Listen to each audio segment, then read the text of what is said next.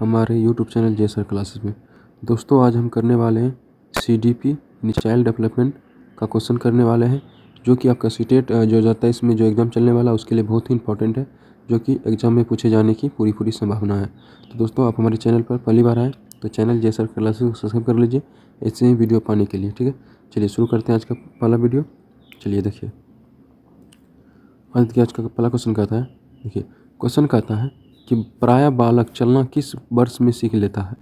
तो याद रखिएगा, प्रायः जो बालक है चलना सीखता है लगभग 1.5 वर्ष की आयु में। कितना? 1.5 साल 2 साल के बीच में चलना सीख लेता है। अगला है शैक्षिक दृष्टि से बालक विकास की अवस्थाएं हैं। शैक्षिक दृष्टि से बात करें तो बालक विकास की 3 अवस्थाएं हैं: किशोरावस्था, बाल्यावस्था, शैशवावस्था।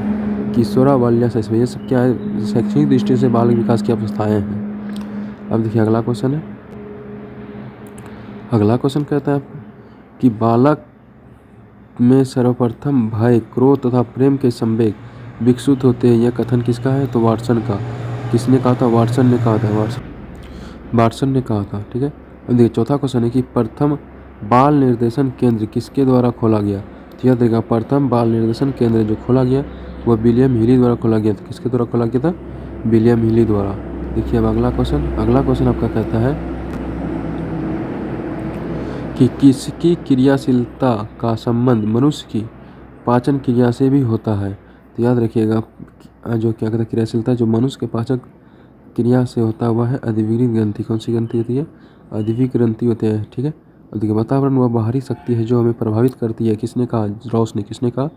रॉस ने कहा वातावरण वह बाहरी शक्ति है जो हमें प्रभावित करती है। किसने कहा था? रॉस ने कहा था। अगला क्वेश्चन है कि बुद्धि परीक्षण निर्माण के जन्मदाता है। तो याद रखिए, बुद्धि परीक्षण जो निर्माण के जन्मदाता है वह है अल्फ्रेड बिने। कौन है? अल्फ्रेड बिने है। ठीक है, विजरेस के अनुसार उत्तेजना भाग है संवेगात्मक विकास का। किसका? संवेगात्मक विकास का। अब देखिए अगला क्वेश्चन है आपका। अगला क्वेश्चन कहता है आपका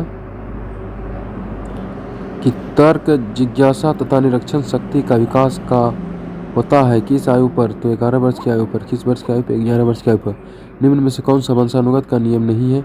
याद रखिएगा, अभिप्रेरणा जो वंशानुगत का क्या कहता है? नियम नहीं है। 11 नंबर क्वेश्चन कहता है आपका कि वह एक कारक सिद्धांत को और किस नाम से जाना जाता है। एक कारक सिद्धांत को और किस नाम से जानते हैं? तो एक कारक सिद्धांत को राजकीय सिद्धांत के नाम से भी जाना जाता है।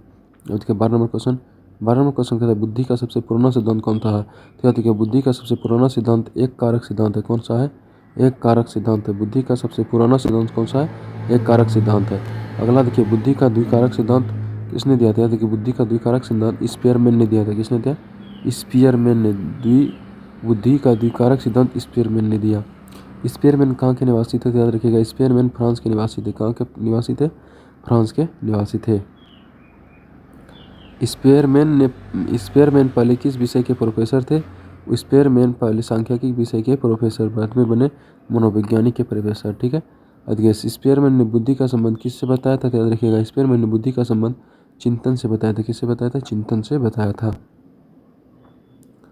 क्वेश्चन है कि बालकों के भाषाई विकास का क्रम क्या है? याद रखिए, बालकों के भाषाई विकास का क्रम है सबसे पहले रोना, बवालना, हाव हाव। रोना, बवालना, हाव हाव। बालक किस उम्र में वाक्यों का प्रयोग अपनी बात को कह सकता है? तो 5 वर्ष की आयु में बालक जो है अपने सब वाक्यों द्वारा अपनी बात को कह सकता है 5 वर्ष की आयु में, यानी बोलना वह सीख जाता है। ठीक है, अब देखिए अगला क्वेश्चन की बात करें तो अगला क्वेश्चन आपका है कि बालक सबसे पहले क्या बोलता है? याद रखिएगा, व्यंजन बोलता है। वह सबसे पहले माँ शब्द का प्रयोग करता है। किसका प्रयोग करता है? माँ शब्द का। बालक सबसे पहले किसकी भाषा को पहचानता है? तो बालक सबसे पहले अपनी माँ की आवाज़ को पहचानता है, इसे मातृभाषा कहते हैं। ठीक है, अब देखिए अगला क्वेश्चन है कहाँ पर बालक सामाजिकरण के नियम स्वयं सीखता है? तो याद रखिएगा, खेल के मैदान में। कहाँ पे? खेल के मैदान में। आपस में सहयोग करना, अपने क्रोध पर संयम करना, त्याग करना, ये सब क्या है? सामाजिकरण की धारणाएं हैं। अगले कहता है कि बालक में नकारात्मक सोच कौन सी अवस्था में उत्पन्न होता है? तो याद रखिएगा, बालक में अगर सबसे अधिक नकारात्मक सोच होता है तो किशोरावस्था होता है। याद रखिए, किशोरावस्था 12 से लेकर आपका 24 वर्ष तक की है, इसको क्या कहते हैं? किशोरावस्था कहते हैं। अब अगला क्वेश्चन आपका है 23 नंबर क्वेश्चन कहता है क्षेत्र सिद्धांत किस विद्वान ने दिया? तो याद रखिएगा, क्षेत्र सिद्धांत की अगर बात करें तो वह कर्ट लेविन ने दिया था। किसने दिया था? कर्ट लेविन ने दिया था क्षेत्र सिद्धांत। अगला है कर्ट लेविन कहाँ के वैज्ञानिक थे? तो जर्मनी के थे। कहाँ के थे? कर्ट लेविन जर्मनी के वैज्ञानिक थे। अब देखिए अगला क्वेश्चन है गेस्टाल्टवादी क्या है?